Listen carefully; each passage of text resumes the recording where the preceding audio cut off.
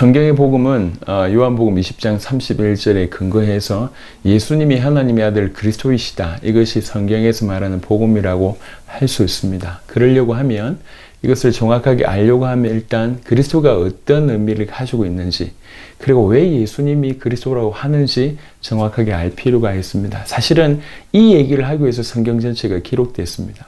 그렇다고 보면 전달해야 될 내용들이 너무나 많지만 그 부분을 조금씩 주제별로 조금씩 다루면서 그리스도를 조금 총체적으로 설명하고 있는 과정 가운데 있고, 이후에 이제 왜 예수님이 그리스도인지를 설명할 것입니다. 그리스도가 이 땅에 오신 이유는 인간을 구원하기 위함입니다. 인간이 어떤 심각한 문제 가운데 빠져 있는데 그것이 인간 스스로 해결할 수 없기 때문에 우리 주님께서 이 땅에 오셔서 우리 인간을 건져내신다. 그 말입니다. 인간이 어떤 문제 가운데 빠져 있냐는 거죠.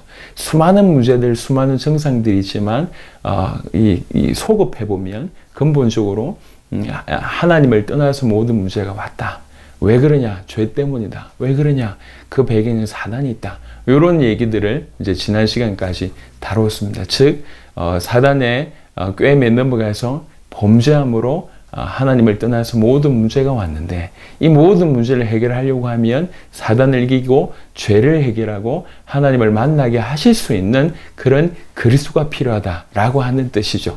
그래서 이렇게 지난 시간까지는 요 문제들에 대해서 언급을 했다고 하면 오늘부터는 그 그리스도의 조건에 관한 얘기를 좀 말씀을 드리도록 하겠습니다. 그리스도는 창세기 3장 15절에 여인의 후손의 형태로 이 땅에 오셔서, 여인의 후손으로 오셔서 뱀의 머리를 상하게 하셔야 됩니다. 사단을 이기셔야 된다고 예언되어 있고요. 이사야 53장 5절 6절에 보니까 아버지께서 우리 인생의 모든 죄악을 그에게 담당시키셨다 라고 말씀하셨습니다. 우리 모든 죄악을 담당하실 것이며, 그 그리스도는 이사야 7장 14절에 임마누엘로 하나님과 함께 할 수 있는 길로 이 땅에 오실 거라고 말씀하셨습니다.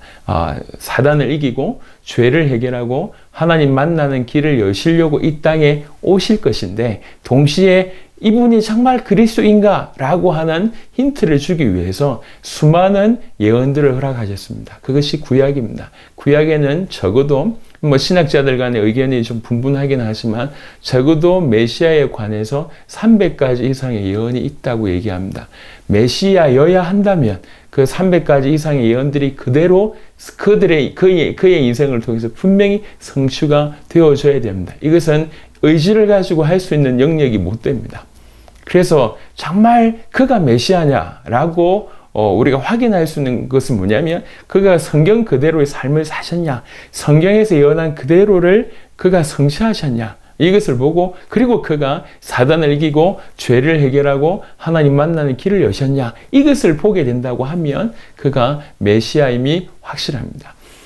이 시간과 다음 시간에는 그 메시아에 대한 예언과 성취에 관한 얘기를 좀 잠시 해보겠습니다. 창세기 3장 15절에는 여인의 후손으로 오신다고 얘기했고요. 갈라디아 4장 4절부터 5절에 보니까 때가 참에 하나님이 그 아들을 보내서 여자에게서 나게 하시고 율법 아래 나게 하신 것은 분명히 갈라디아에서도 언급하고 있듯이 여자의 후손으로 오셨음을 언급하고 있습니다. 물론 이것은 동정녀 탄생과도 연결됩니다. 이사야 7장 14절에 처녀가 잉태하여 아들 낳으리니 그 이름을 임마누엘이라 하리라 이렇게 말씀하셨는데, 마태복음 누가복음 다 똑같지만 누가복음 1장 같은 데 보면 27절에 다윗의 자손 요셉이라 하는 사람과 약혼한 처녀에게 이르니 그 처녀의 이름은 마리아라. 31절에 보라 네가 잉태하여 아들 낳으리니 그 이름을 예수라 하라. 처녀의 몸으로 동정녀로 예수님께서 이 땅에 오셨음이 분명하게 성취되었음을 얘기하고 있습니다.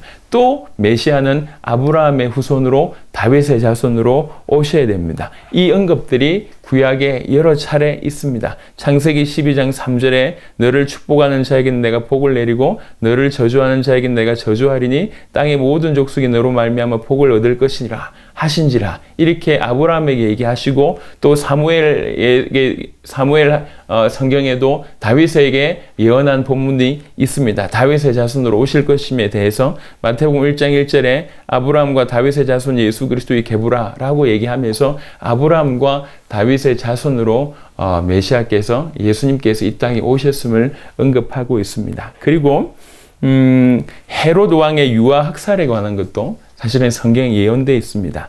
예레미야 31장 15절에 여호와께서 이와 같이 말씀하시니라. 라마에서 슬퍼하며 통곡하는 소리가 들리니 라헬이 그 자식 때문에 애곡하는 것이라. 그가 자식이 없어져서 위로받기를 거절하는도다.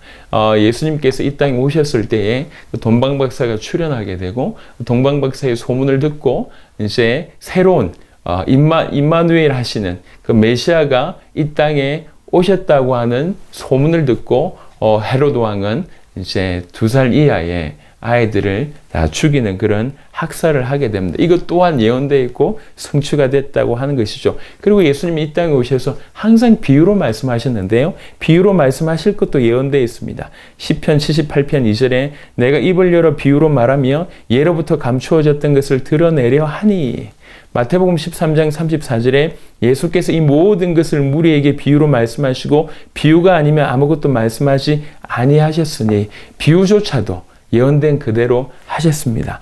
예루살렘에 승리에 입성하실 것을 예언하셨는데 스가랴 9장 9절에 보니까 시온에 따라 크게 기뻐할지어다 예루살렘에 따라 즐거이 부를지어다 보라 네 왕이 너에게 임하시나니 그는 공의로우시며 구원을 베푸시며 겸손하여서 나귀를 타시나니 나귀의 작은 것 곧 나귀의 새끼니라. 나귀 새끼를 타고 승리에 입성할 것을 예언하셨고 예언되었고 그 예언을 성취하셨습니다. 그리고 친구에 의해서 배신당할 것도 예언되어 있습니다. 시편 41편 9절에 내가 신뢰하여 내 떡을 나눠 먹던 나의 가까운 친구도 나를 대적하여 그의 발꿈치를 들었나이다. 예수님을 따르던 최고의 제자 중에 한 명이었던 가룟 유다가 결국 배신을 하게 됩니다. 그 또한 예언되어 있습니다. 그리고 예수님의 몸값이 은 30이라고 하는 것 또한 예언되어 있습니다. 스가랴 11장 12절에 내가 그들에게 이르되 너희가 좋게 여기거든 내 품삯을 내게 주고 그렇지 아니하거든 그만두라. 그들이 은 30개를 달아서 내 품삯을 삼은지라. 마태복음 26장 15절에 내가 예수를 너희에게 넘겨주리니 얼마나 주려느냐 하니 그들이 은 30을 달아주거늘. 아주 예수님의 인생 전체가 예언의 성취였습니다. 그 중에 몇 가지만 훑어봤습니다. 그냥 단순히 예수님 믿으면 구원받는다라고 하는 수준이 아닙니다. 너무나 많은 것이 그 안에 담겨져 있습니다. 예수님에 관한 메시아의 예언과 성취에 관한 부분들을 다음 시간 조금 더 말씀드리도록 하겠습니다.